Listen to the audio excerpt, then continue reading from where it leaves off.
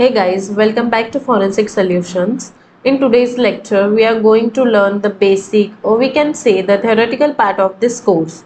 Okay, so as you can see on the screen, it is an iceberg, right? For sometimes, let's imagine it as a diagram of the whole internet, like from top to bottom.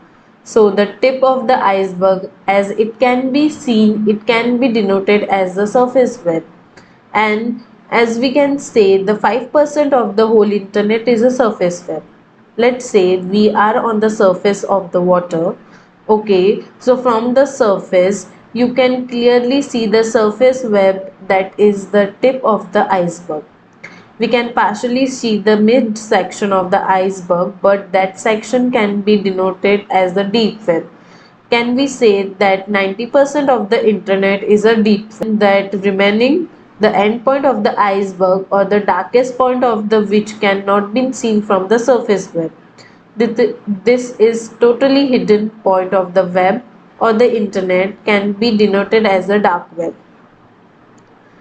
Some as this surface web occupied 5% of internet, and the simple word the visible part of the internet, here by invisible I mean easily accessible. So that easily accessible part of the internet is the surface web. The partially visible area can be called as a deep web, or the totally dark or the hidden area of the internet can be called as a dark web. So this surface web is easily accessible by the browser like Chrome, Mozilla Firefox, Opera or Safari. We can find websites such as Amazon or YouTube, Wikipedia and even Facebook on the surface web. Talking about the deeper, we can say that the deep web is unindexed, or in the simple words, the deep web is not shown by any kind of the browser like Google. Deep web include anything behind a paywall or required a sign in the credential. Include any content that is owner have blocked the web crawls from the indexing, like medical records, free-based content, membership website and credential corporate's web page. So in short, the deep web cannot be directly accessed. It can be seen as a locked part of the internet. Unlike before taking a Netflix subscription, you are on the Netflix website located on the surface web. When you're buying a subscription, you give an email and password which works on the giving you access to the Netflix data located on the deep web before moving the dark web section. We can say that the dark web is a subset of the deep web which intentionally hidden. It can be accessed only by using a specific browser Tor.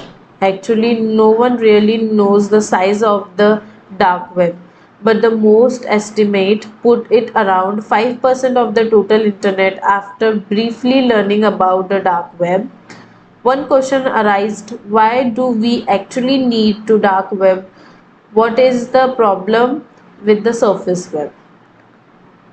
So there are many points which can be considered as the answer of this question. We'll discuss some of them briefly. First of all, to understand the importance of the dark web, we talk about the history of the dark web and the computer network known as ARPANET, ARPANET, and the Advanced Research Project as an agency network was developed in the earlier 60s for the better communication between computers.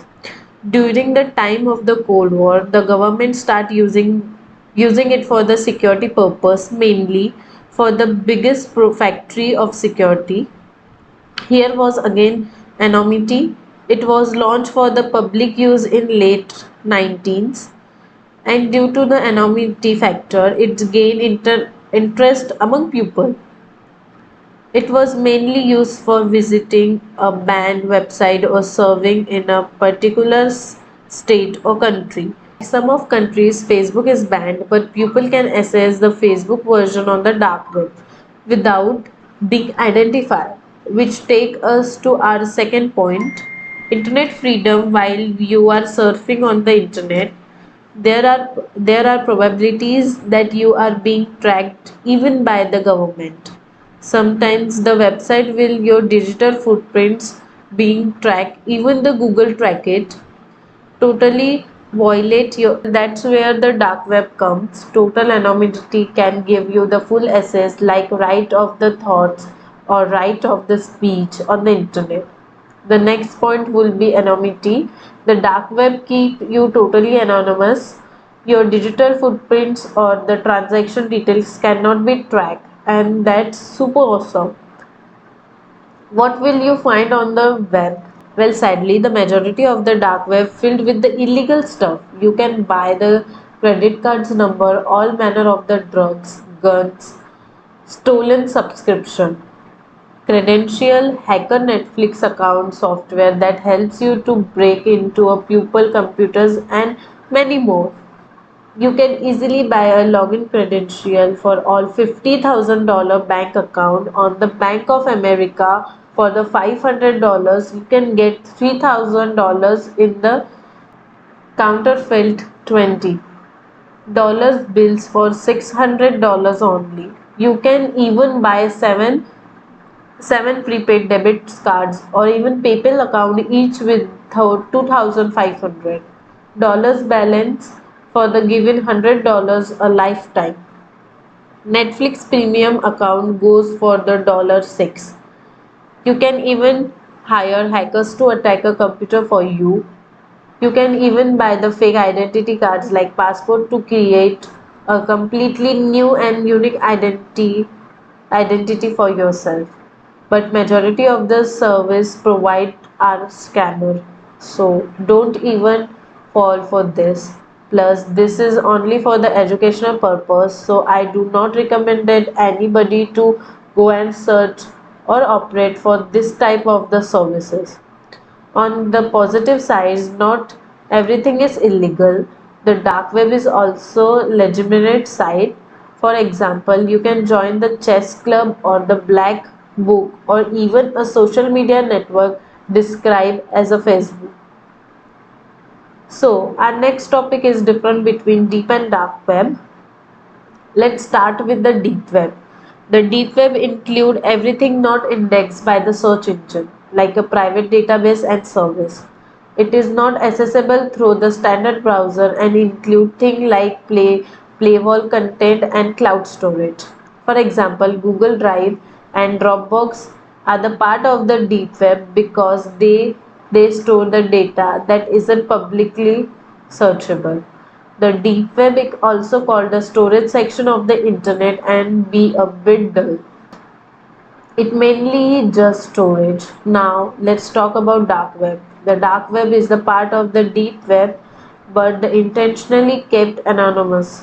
It hides to access you need a special browser like a Tor. Unlike the regular website, dark website is special domain that are not indexed by the standard search engine. The dark web is often so associated with the illegal activities, but it's just not entirely illegal. Most sites on the dark web are hidden anonymity, leading to the many illegal or scam sites. We will explore more about this in upcoming lectures. So now we are discuss about the most common myths related to the deep and dark web. First, the dark web makes up most of the internet. The dark web actually makes up the less than 1% of the internet, while the deep web makes up 96% of the internet. All activities on the deep and dark web is illegal. It's not illegal to access the dark web, and it can be provide privacy and anonymity that traditional websites don't. The dark web is anonymous with the digital criminal underworld. The dark web is often shrouded in mystery, but there are fewer websites hosted on it than on the surface web. Government agency can unmask user. Some believes that government agency could flood the dark web with their own nodes and unmask user, but this is the myth. That's all for this lecture, guys. See you in next one. Thank you for watching this video.